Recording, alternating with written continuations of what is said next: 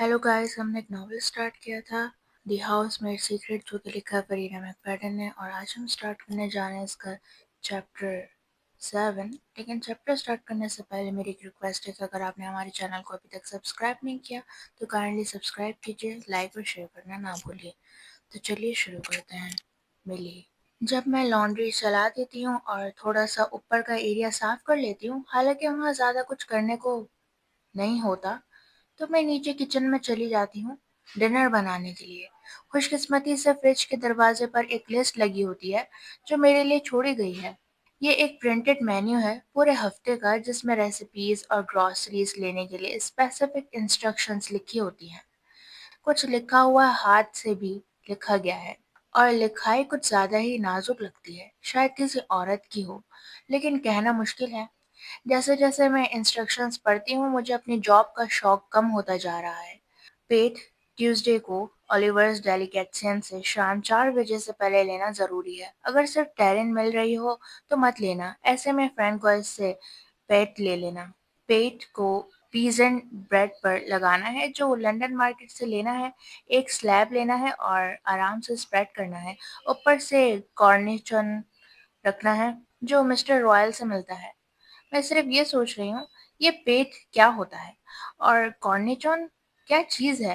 कम से कम मुझे ये पता है कि ब्रेड क्या होती है, लेकिन मुझे 3 चीज़ें लेने के लिए 4 अलग स्टोर्स क्यों जाना पड़ रहा है। और मिस्टर रॉयल शख्स है या कोई दुकान का नाम है।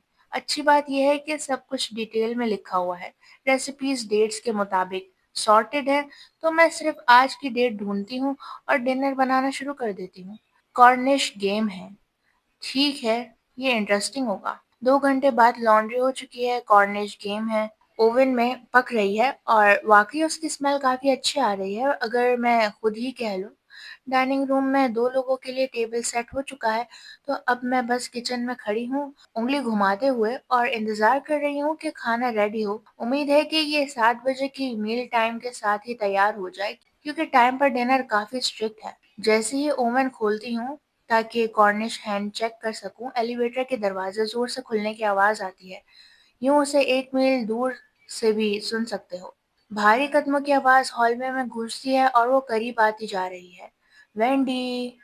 ये डॉगलास की आवाज है जो अपार्टमेंट में गूंजती है। वेंडी, मैं आ गया।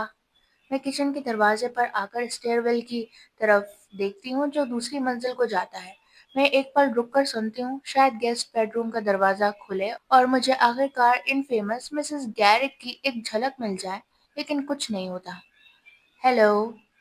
मैं अपने हाथों को जीन्स पर पहुंचती हूँ और किचन से बाहर आती हूँ। आपका डिनर लगभग तैयार है, वादा है।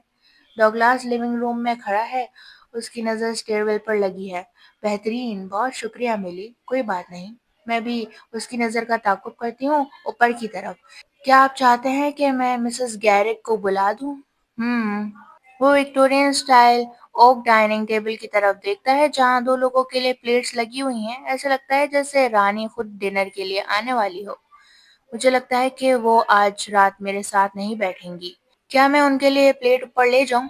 जरूरत नहीं, मैं ले जाऊंगा। वो एक हल्की सी मुस्कुराहट देता है। उनकी तबीयत अभी भी ठीक नहीं है, मुझे लगता है। जी बिल्कुल, मैं धीरे से कहती हूँ। मैं खाना ओवन से निकालती हूँ।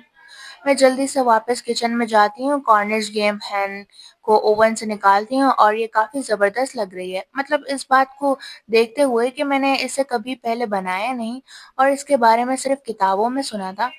10 मिनट और लगते हैं मुझे इस स्टूपिड चीज़ को अनस्पेसिफिक इंस्ट्रक्शंस के मुताबिक काटने में, लेकिन आखिरकार मेरे पास 2 खूबसूरत प्लेट्स होती हैं। मैं उनको डाइनिंग रूम में ले जाती हूँ, बिल्कुल उसी वक्त जब डॉगलास सीढ़ियाँ उतर रहा होता है। उनकी तबीयत कैसी है? मैं पूछती हूँ जब मैं प्लेट्स टेबल पर रख रही होती हूँ। वो कुछ देर के लिए खामोश रहता है, जैसे मेरे सवाल का जवाब सोच रहा हो। आज का दिन अच्छा नहीं है, मुझे अफसोस है, मैं आहिस्ता से कहती हूँ। वो अपना कंधा हल्के से अचकाता है। जो है सो है, लेकिन आज मदद के लिए शुक्रिया मिली। कोई मसला नहीं। क्या आप चाहते हैं कि मैं मिसेस गैरिक की प्लेट ऊपर ले जाऊं? मुझे नहीं पता कि ये सिर्फ मेरा वहम है या नहीं, लेकिन डॉगलास के होंठ मेरी सजेशन पर टाइट हो जाते हैं। आप पहले भी कह चुकी हैं और मैंने कहा था कि मैं ले जाऊंगा या नहीं। जी, लेकिन मैं खुद को रोक लेती हूँ कुछ स्टूपिड कहने से पहले। उसे लगता है कि मैं ज़्यादा تنگ کر رہی ہوں اور وہ غلط بھی نہیں ہے۔ خیر، آپ کی شام اچھی گزرے۔ ہاں، وہ بس ہلکی سی آواز میں کہتا ہے۔ گڈ نائٹ ملی، دوبارہ شکریہ۔ میں اپنا کوٹ اٹھاتی ہوں اور ایلیویٹرز کی طرف بڑھ جاتی ہوں۔